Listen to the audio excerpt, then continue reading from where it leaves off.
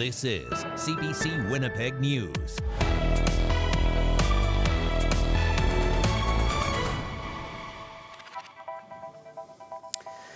Good evening and thank you for joining us. We will begin with the federal election campaign, and with just weeks to go now, concerns about Donald Trump, trade and the economy have been top of mind during the campaign so far.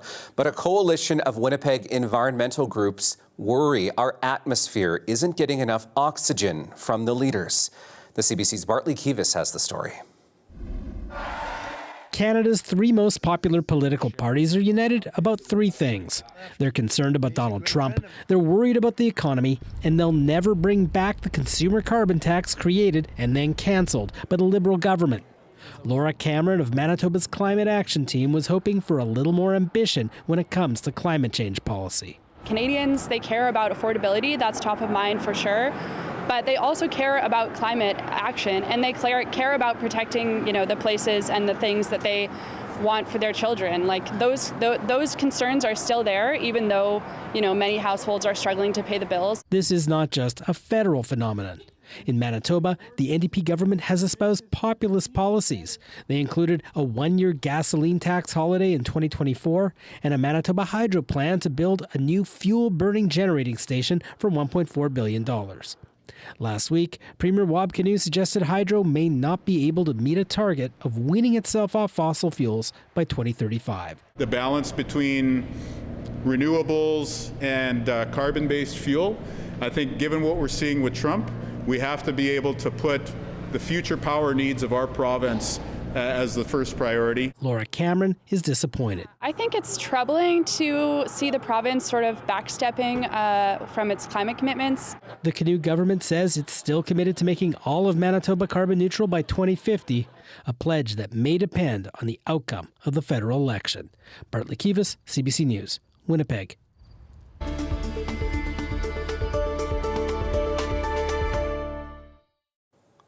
Well, the NDP was elected on a promise to cut hospital wait times, but almost 18 months later, waits at emergency rooms and urgent care centres have gotten worse. For more, the CBC's Ian Fraze joins us from the newsroom. So Ian, tell us, how bad are the wait times? Well, basically, they're as bad as they've been in a decade. Now, over the years, the wait times have been fairly steady, around 2 hours. Then the pandemic happened, it dipped, then gradually has shot up ever since, nearly hitting a record in February. Health Minister Uzoma Asseguera blamed the PCs for mismanaging healthcare in their opinion. Then they said the fault here is really around the flu season. The respiratory virus season is usually a little bit earlier, usually January, in that range, December and January. This year, we saw it happen actually a bit later, and it peaked really in February, which is where we saw those really long wait times. Now, Ian, before every sitting day in the legislature, there is a prayer and a land acknowledgement, and perhaps soon a way for MLAs to show their patriotism. What's that about? Well, how about our MLAs singing "O Canada" every day? The PCs are bringing forward a resolution on Thursday, and it will ask the House Rules Committee to consider this idea. The text of the PC resolution reads that the singing of "O Canada" at the legislature could be a permanent symbol of our collective Canadian pride.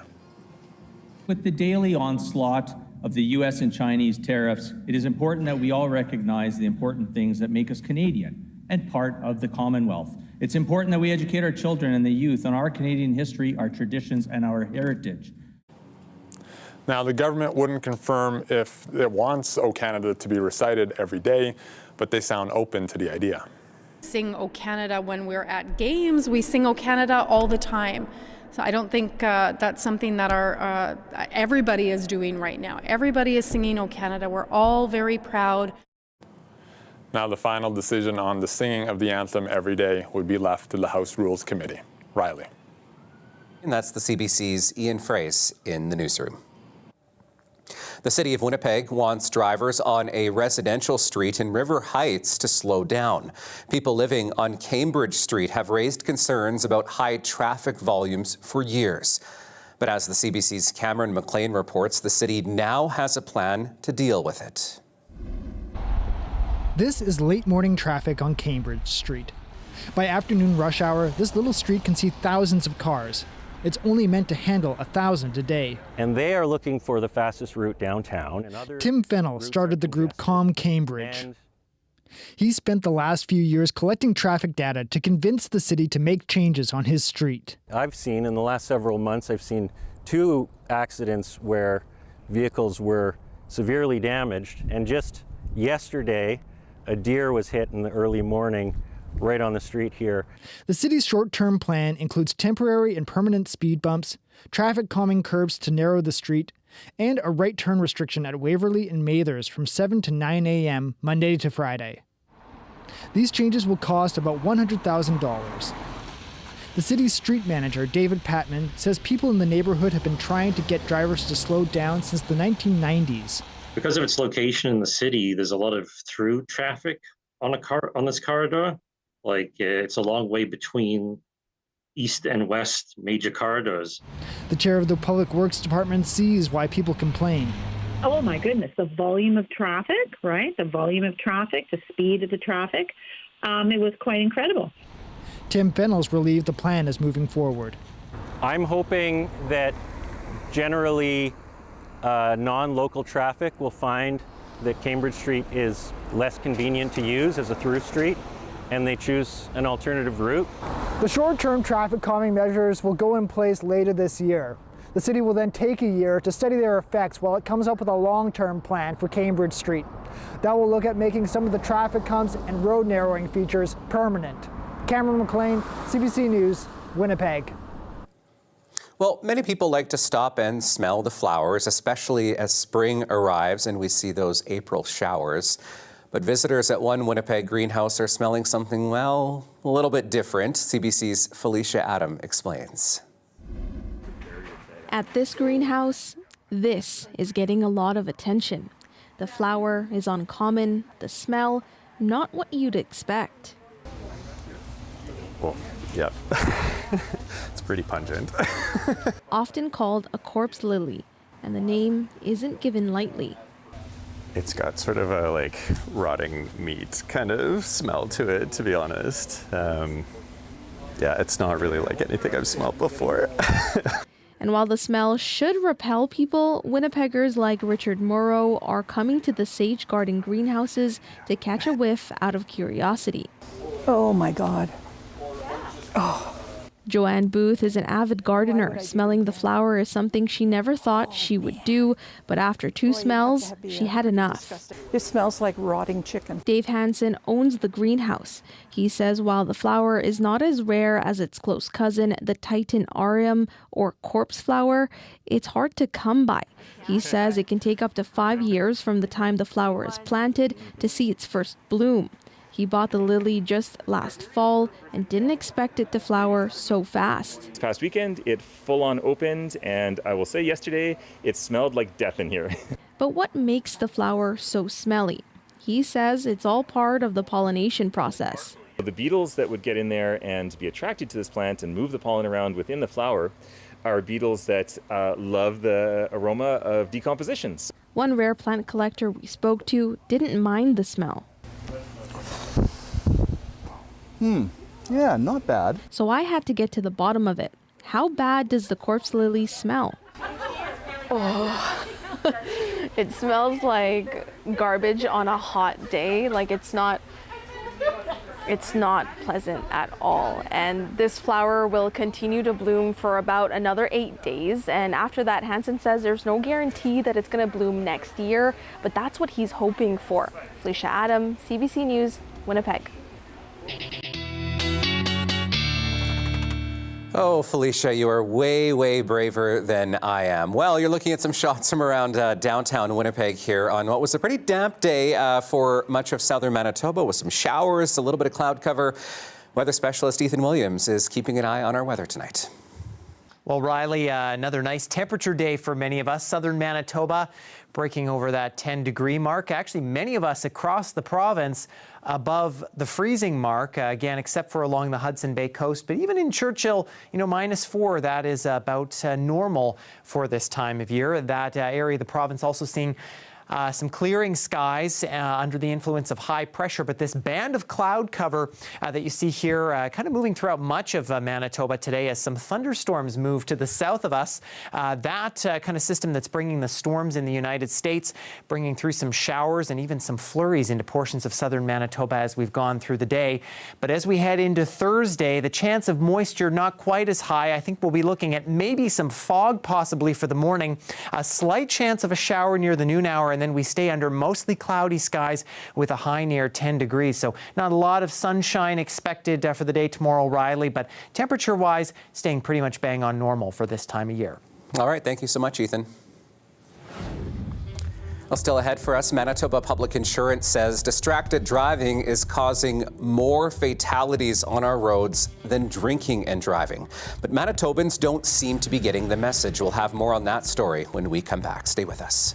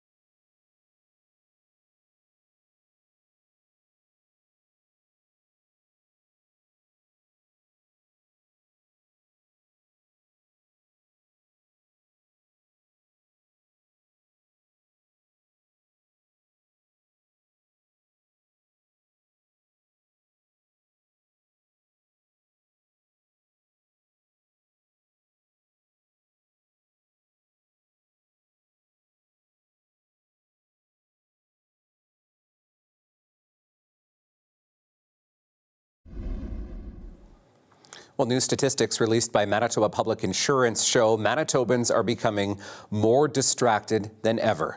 2024 saw more suspensions of licenses for distracted driving than the last 5 years. And as the CBC's Mike Arsenault shows you, the consequences of not paying attention behind the wheel can be life-altering. It's tempting. You're driving, a text comes in. Or your kids are fussing in the back seat and you turn around to help. Maybe you're just queuing up your favorite song on the way to work. No matter the reason, it all chalks up to distracted driving. The problem is getting worse. MPI's data shows police in Manitoba issued more license suspensions in 2024 than in the previous 5 years. In 2023, there were 2,469 three-day suspensions and 98 seven-day suspensions for people who were caught distracted driving. In 2024, that number jumped to 2,817 three-day suspensions and 150 seven-day suspensions. So CBC News went for a drive around the city with a GoPro and one of our videographers to see how many distracted drivers we could find. It didn't take long before we saw distracted drivers on their phone texting and driving, people eating, and smoking. So why aren't people getting the message? And I think that our phones, as they're evolving, the rules of the road have not kept up with that.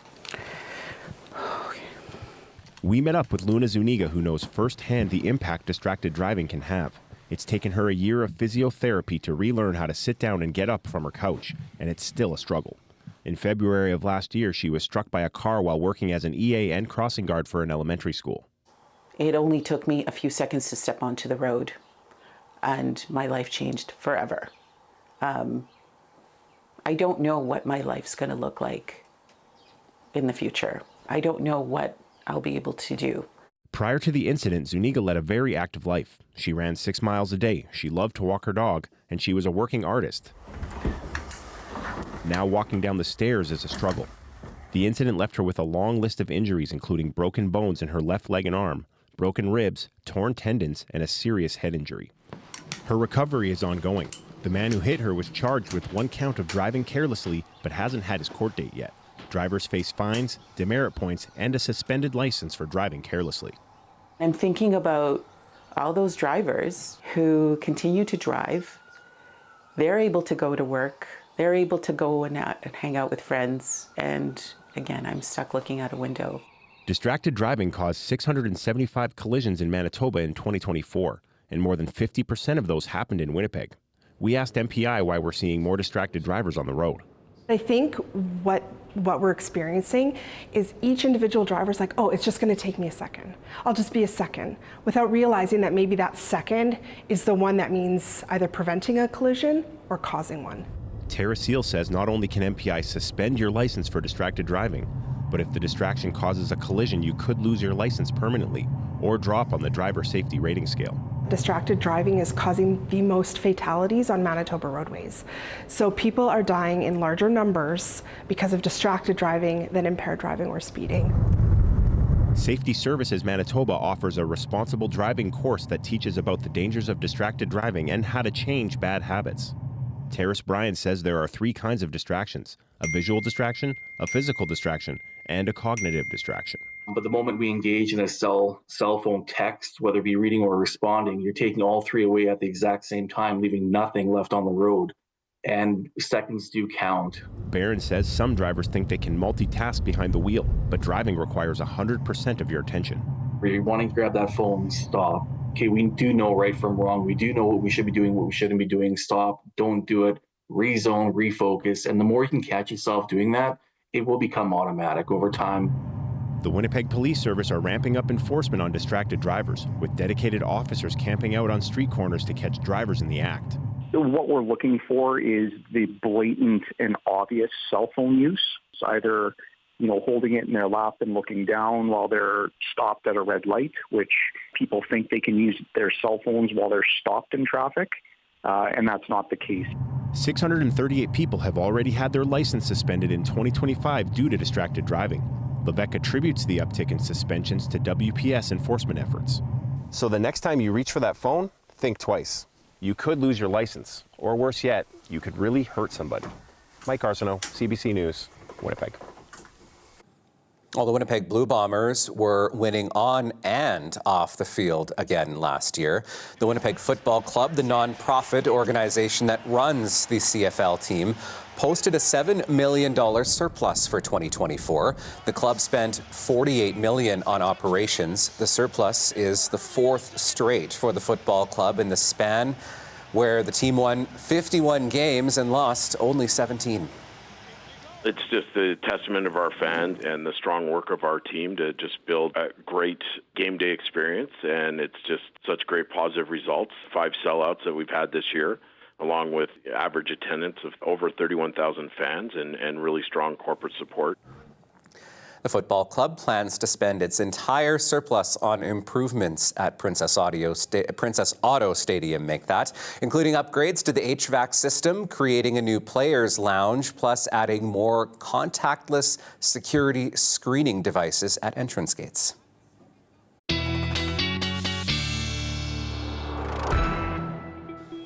Well, when we're talking about football, you know spring is on the way with a few showers across the province. Today, Ethan is back with our Manitoba forecast.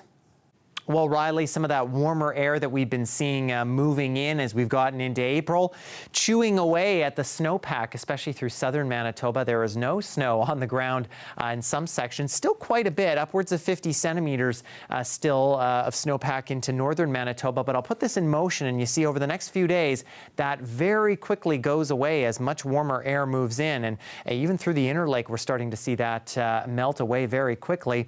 In a place even like Thompson, you know, by Saturday, we're probably looking at anywhere between about 2 and 7 centimeters of snow on the ground. Usually in the month of April, the average is around 20 centimeters, so that will be below average for us, and not only for Thompson and northern Manitoba, but this is a trend that we're seeing throughout the northern boreal forest, throughout especially Manitoba and Saskatchewan. And unfortunately, there won't be much more snow to move in to kind of improve the moisture situation there.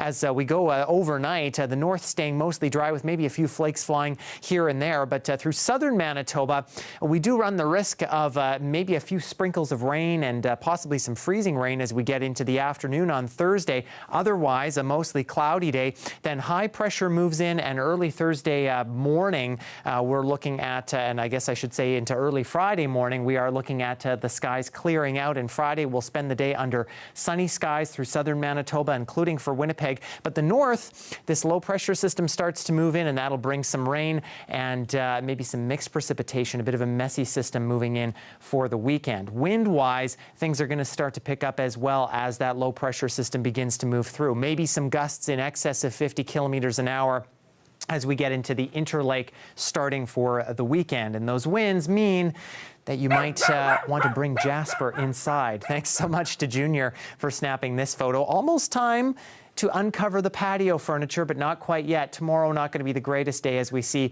cloud cover in the Winnipeg area, and again a daytime high just not quite cresting over that 10-degree mark. We'll get to 9 in Winnipeg, and again a slight chance of some showers especially as we get closer to that noon hour. Things clearing out nicely for Friday, and temperatures definitely warming up, albeit a breezy one, and those nicer temperatures staying around for Saturday, but with some cloud cover starting to build back in. I'll have a full look at the 7-day forecast, Riley, coming up in a little bit. Thank you, Ethan. That's 16 degrees. Sounds like iced coffee on the balcony for me. We have to take another break. We'll be right back after this. Stay with us.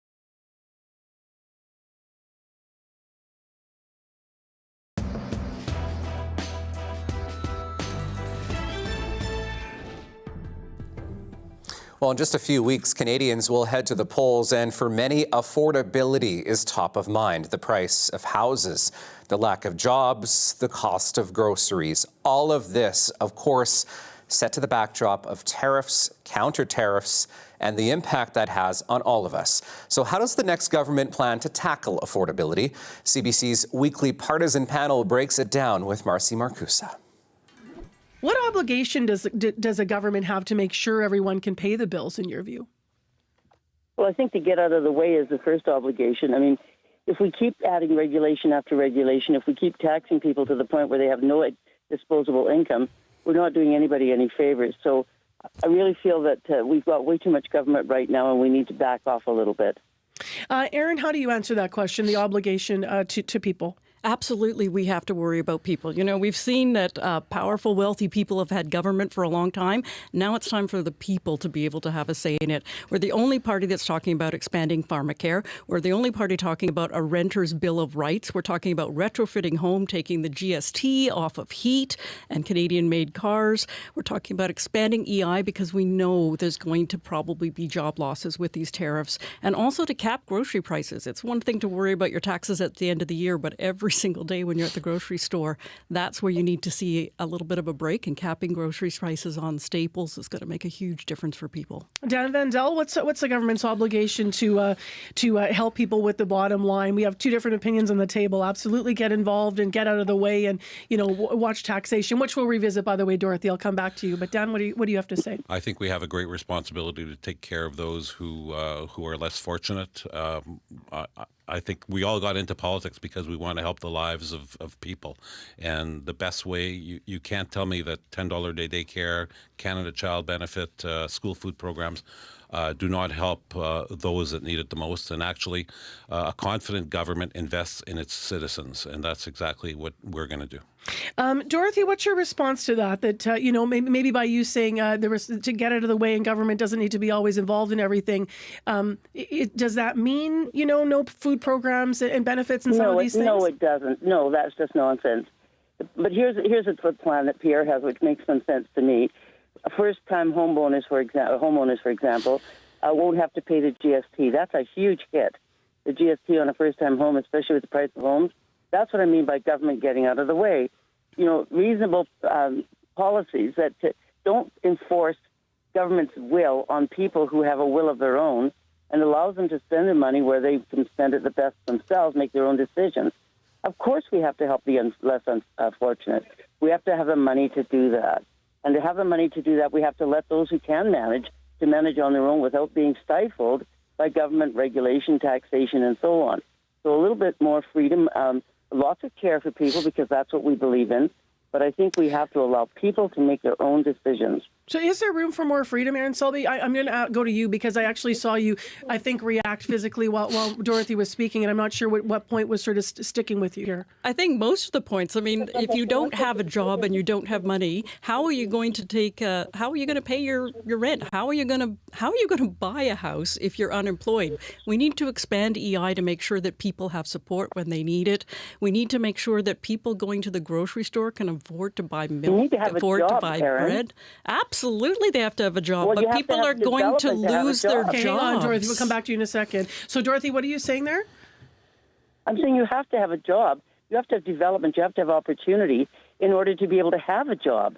And that means the government has to get out of the way and let business and individuals do what they can. People are enterprising. They're creative. They have good brains. Let them do it. We're not smarter than they are. We're just government. Government, as I said before, is not God. So what's the line, though, where people are overstepping? Because you're talking about people with means already, Dorothy, and being sort of, let us go our own way and do our own things. So we're talking about different. So what's the line for you where you see overstepping for government? And then we'll go to you, Dan, here. Well, first of all, I think that if kids can't get a job, it's because there are no jobs available. If there are no jobs available, the answer is, why aren't there jobs available? It's because there's no opportunity for business to expand and to develop. And unless they can do that, nobody can get a job. Nobody can. Nobody's rich. Even the rich get poor because we're busy looking after. And by the way, that's not me. I'm not one of them. But those who have more money are busy looking after those who don't, when they should be just trying to start new things. What if you had a farmer who didn't farm? We have to have people who work to make it possible for other people to work. Let's go back to the studio here because people are both are reacting. Dan Vandel? Yeah, listen, as far as jobs, there's been more jobs created in the last 5 years than there have been in any previous 5-year period in Canadian history. There's been a lot of jobs created, while at the same time we're helping the less fortunate. So there's room to do both. Canada is in an envious position. Actually, we have the best quality of life of most of us have the best quality of life of any country in the G7, and we have a lot of room left to both create jobs and to make sure that we're taking care of people. How are you going to pay for it? So let's get to the question of, Dorothy's saying let's not overtax, but obviously there's taxes involved in all three of your party's plans, and also tax breaks involved. So let's look through those plans and what you've promised to sort of pay for the promises and how you'll help, help Canadians with money. So Erin, let's start with you. Well, let's close some tax loopholes so that companies like Brookfield, that Carney was the chair of, have to pay taxes when they make money. I mean, that company, for the last 3 years that he was the chair, avoided paying $5.3 billion in taxes. We've got $39 billion every year that sits on the table that people avoid paying taxes. Wealthy corporations, let's have them pay their fair share, because you and I do, so why shouldn't they? Dan Vandel? Yeah. Well, actually, our position is that we're going to lower the tax rate 1%, which is going to benefit the lowest income people tremendously. Actually, we're eliminating the GST on first-time home buyers. We're going to make the EI system more responsive to people that actually need to use the EI system. And yesterday, we announced that we're going to increase GIS for seniors by 5%. Over and above the 10% increase we've allocated for the last 10 years. So we're not forgetting about seniors. We know that the lowest income seniors are having a difficult time, so we're going to make sure that there's some help coming. How are you going to pay for it? Before I go to Dorothy here, because I know the NDP has said they're keeping certain things, like the proposed increase in capital gains tax, for example. So some of the money will still be flowing, but your party's not going to be doing that. And now the carbon tax off the table. So how are you going to pay for that? We're going to pay for it by creating economic activity, by actually creating jobs, which we have a tremendous record of doing.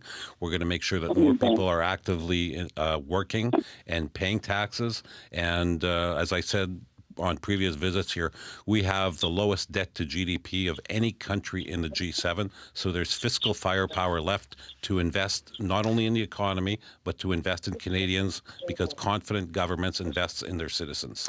Dorothy, I want to ask you about something specific here. So I know that your party has talked about increasing contributions to a tax-free savings account. But to do that, you have to have money to make that kind of investments. So where do you see the strongest things in your Conservative leaders' platform and the Conservative platform in this election to really help middle class and lower income earners? Well, first of all, I'd say that governments don't create jobs. We do a terrible job of creating jobs in their make-work projects, and they don't usually have any productivity. So people create jobs, and that's what I go back to. We have to allow people to do that. By doing things like not rescinding the Bill C-69 and limiting oil and gas production and other mineral production as there's they want to do right now in government, we're actually limiting the opportunity for people to create more opportunities for jobs for Canadians. So yeah, we can talk about all kinds of rebates and tax cuts and so on, and we should cut taxes as much as we can afford to at a time. But number one, I have to go back all the time. Open up the doors and let people do what they have to do to make the country a wealthy place.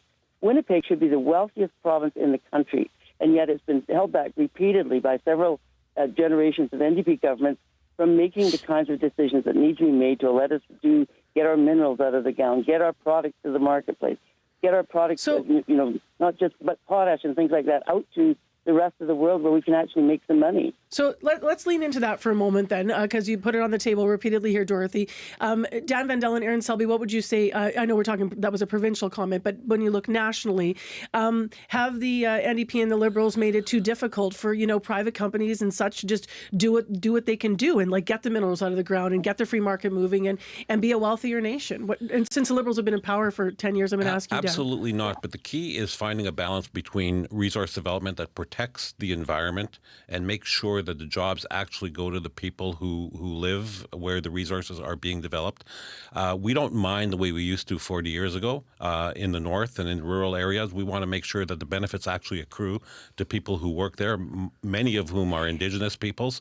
But the key is finding a balance between job creation. As I said, there's been lots of jobs created, and making sure that we're taking care of the less of those who need help. Do you think the Conservatives won't take care of the environment as they're working to increase, what is happening with our production? I would say 3/4 of the Conservative rank and file don't believe that climate change is actually real.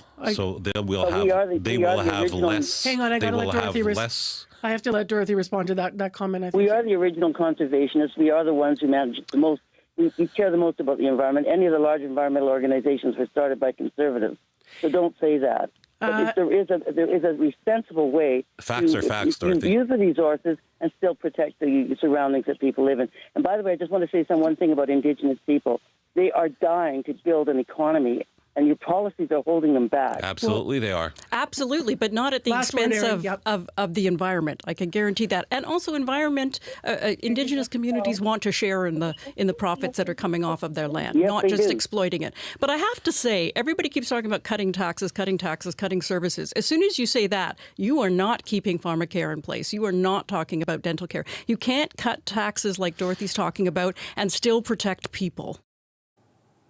Canada's 3 most popular federal parties have candidates running in every Manitoba riding in this election. Elections Canada finalized the list of 2025 candidates today. The Conservatives, Liberals, and NDP have a candidate in all 14 Manitoba ridings, while the People's Party has 12 candidates. The Green have 10, while there are 2 communist candidates, 1 independent, and 1 each for the United Party and the Animal Protection Party. The election is on April 28th. And we'll have more coverage of the federal election campaign coming up right after the break. We'll check in where the leaders were today and the latest campaign pledges. Stay with us.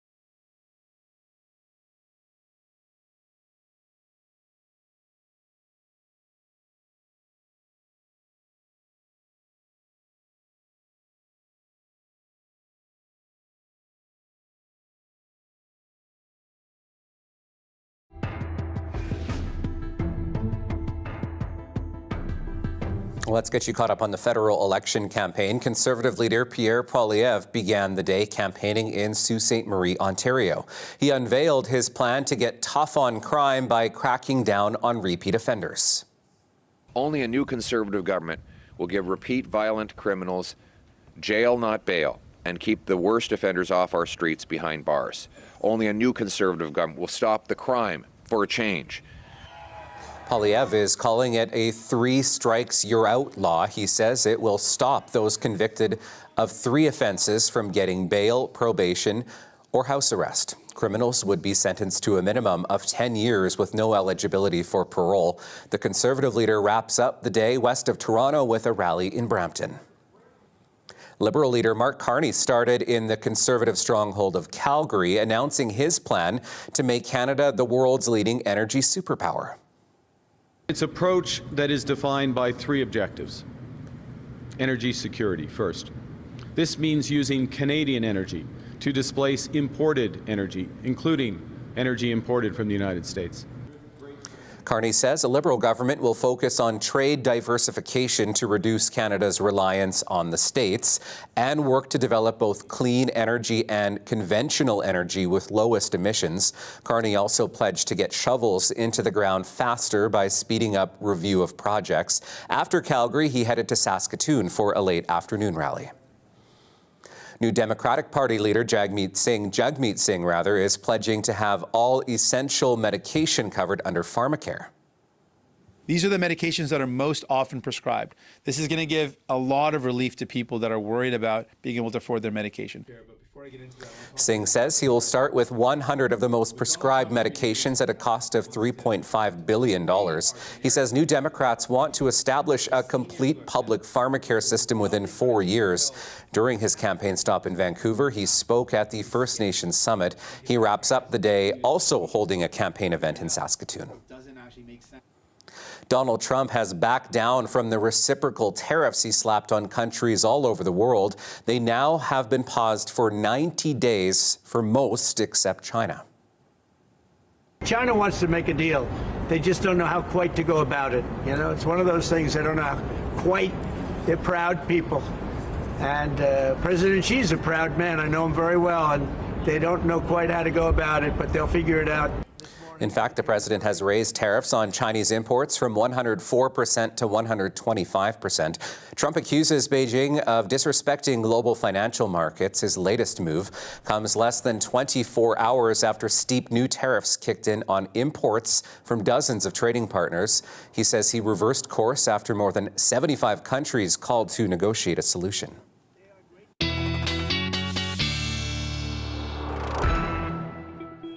Time for a full check on our Manitoba forecast with Ethan Williams. Well, some of this warmer and even in some cases above seasonal weather that we've been seeing temperature-wise is all thanks to our jet stream pattern that we've been seeing over Western Canada. You see the jet stream arcing well above most of Western Canada, especially above the prairie provinces.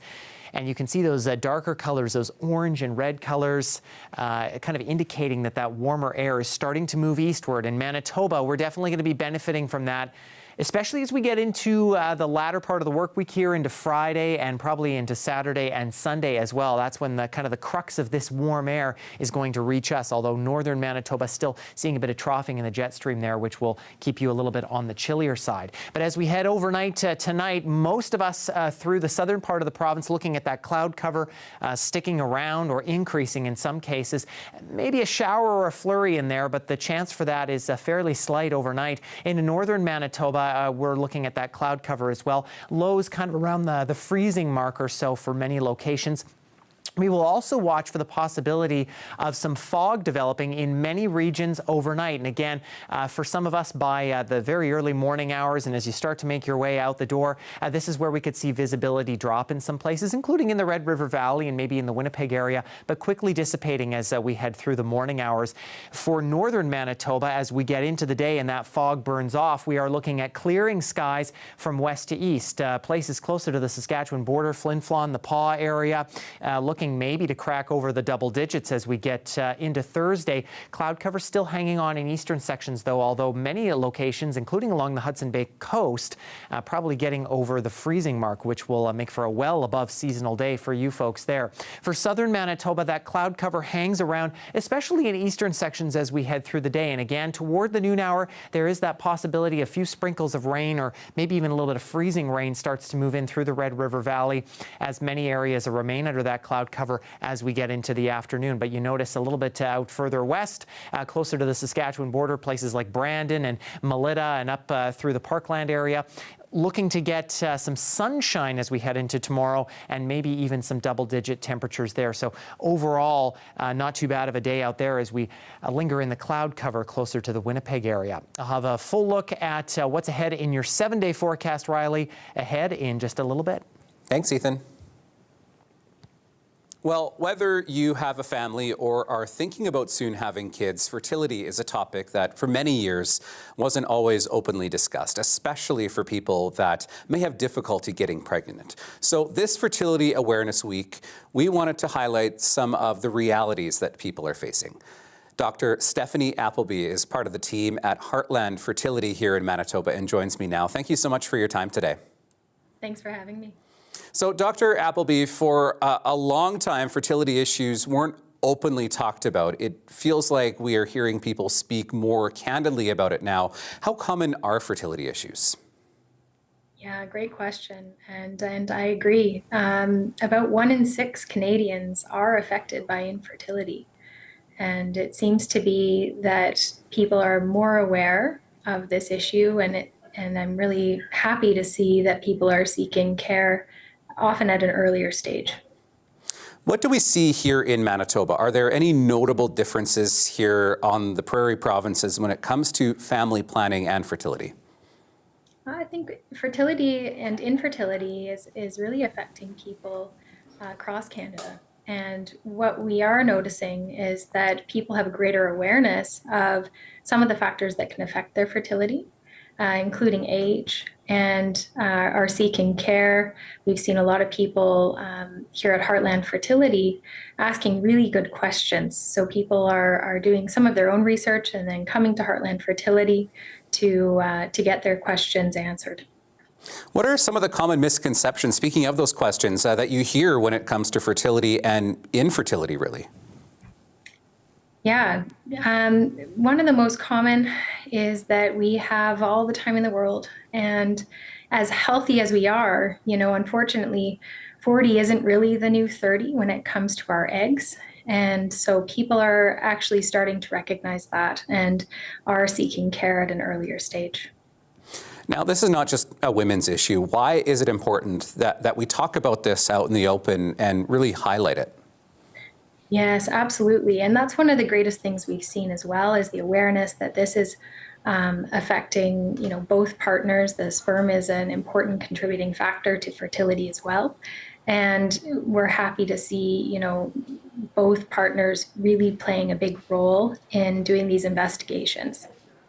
Yeah, speaking of, what are some of the highlight, or I guess some of the things that both partners can do when they come to your clinic? Absolutely. So most people are looking for further investigation. What we'll want to do is, an assessment of somebody's fertility reserve. Often that means doing hormonal assessments, ultrasound assessments, assessments to see if the tubes are open, which most people have never had done before, and of course a semen analysis. So these are very basic investigations that most of the time can lead us towards an answer, even without any advanced reproductive techniques. And one of the questions I had is, how important is it that people get someone like you or people in your clinic involved early on in the process? And that really is key. The earlier that we're seeing people, we can work through, the more options. Sometimes it's a surgical intervention. Sometimes it can be as simple as a medicine or a medical intervention.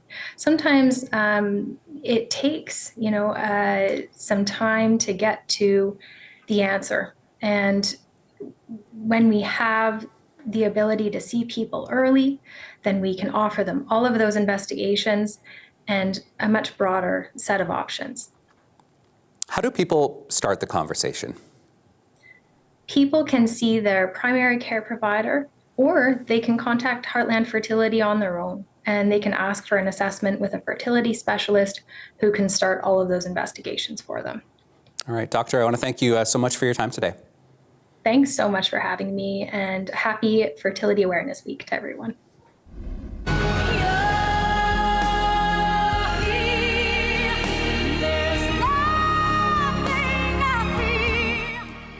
Okay, a bit of an earworm for you. Of course, some Celine Dion there. It's one of 25 additions to this year's U.S. National Recording Registry of the Year, which chooses recordings that are deemed culturally, historically, and aesthetically significant.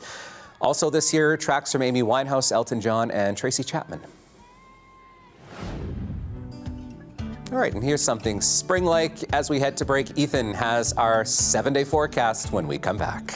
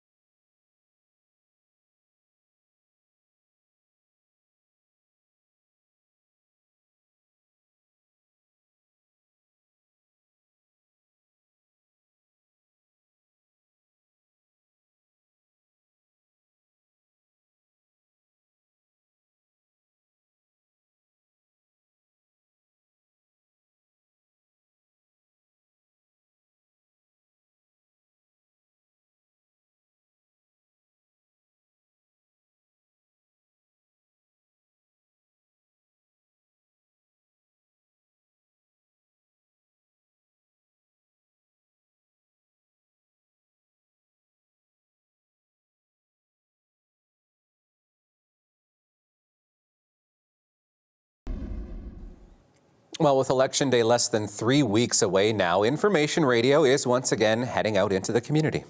Do you vote in this area of Winnipeg and Winnipeg West? Yes, we do. Yeah. That's Marcy Marcusa out chatting with people in Winnipeg West. She and the team will be up bright and early Thursday morning, broadcasting from the Tim Hortons at 3890 Grant Avenue in Charleswood. They'll be talking with the candidates and people in the community on what issues matter most to them this campaign.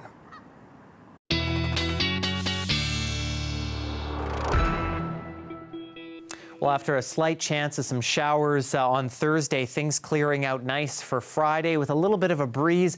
Cloud cover builds back in for the weekend, though. Saturday will be quite above seasonal, though temperature-wise will slide back closer to seasonal for Sunday as the wind begins to pick up once again. And after a few nights of temperatures actually quite above the freezing mark for overnight lows, we slide back below freezing, and that means that Monday especially going to be closer to that freezing mark for a daytime high. Bit below seasonal as we see mostly cloudy conditions. Then things clearing out for Tuesday and Wednesday. Bit of a breeze returns, but overall temperatures looking pretty nice. So as we go through April here, nothing too eventful weather-wise so far for us, Riley. Thanks, Ethan. Well, football star Travis Kelce may have found a bit of an unlikely doppelganger, and his twin happens to be right here in Winnipeg. Have a look at our daily lift.